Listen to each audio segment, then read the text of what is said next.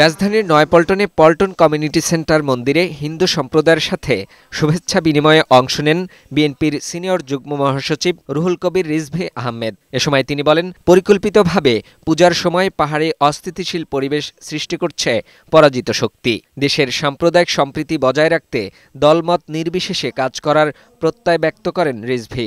বাংলাদেশকে অস্থিতিশীল করার একটা জাতীয় আন্তর্জাতিক চক্রান্ত, যারা শেখ হাসিনার পতনকে মেনে নিতে পারেনি তারাই এই চক্রান্ত করে যাচ্ছে যে এই দুর্গাপূজার সময় এমন কিছু ঘটনা ঘটাতে হবে যাতে বাংলাদেশের ভাবমূর্তি নষ্ট হয় বিদেশে। পরে শেরেবাংলা নগরে বিএনপির প্রতিষ্ঠাতা শহীদ রাষ্ট্রপতি জিয়াউর রহমানের মাজারের সামনের লেকে মাছের পোনা ছাড়ার পর সাংবাদিকদের সাথে কথা বলেন রুহুল কবির রিজভী। জানান, নিউ ইয়র্কে একটি গণমাধ্যমে সাক্ষাৎকারে প্রধান উপদেষ্টার বক্তব্যে দেশের মানুষের মনে সংশয় তৈরি করেছে। গণতন্ত্রের অত্যন্ত নির্ভরযোগ্য স্তম্ভ হচ্ছে নির্বাচন, অবাধ সুষ্ঠু নির্বাচন।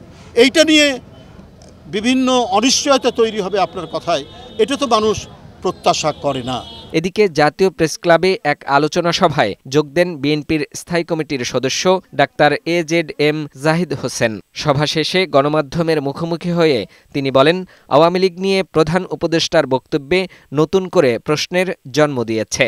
নিষিদ্ধের বিষয়টা কাকে গ্রহণ করবে বা করবে না, এটা জনগণের বিষয়। এটা কোনো অবস্থাতেই আইন আদালত অথবা সরকারি সিদ্ধান্তে যে করার যে প্রক্রিয়া, এটার সাথে বিএনপি কিন্তু সবসময় দ্বিমত পোষণ করেছিল। বিএনপি বলেছিল জনগণ সিদ্ধান্ত নেবে। জাহিদ হোসেন বলেন, জনগণের ওপর জুলুম, অত্যাচার, গুম, খুন এবং ভোট কারচুপির জন্য আওয়ামী লীগকে অবশ্যই বিচারের আওতায় আনতে হবে।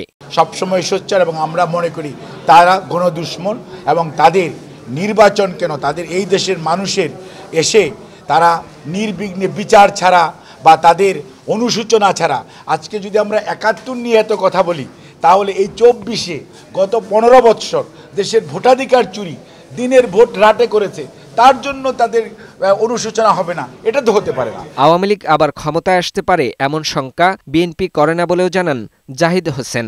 জনগণ সঠিক সিদ্ধান্ত নেবে। ফাহিম মুনাইম, বৈশাখী সংবাদ, ঢাকা।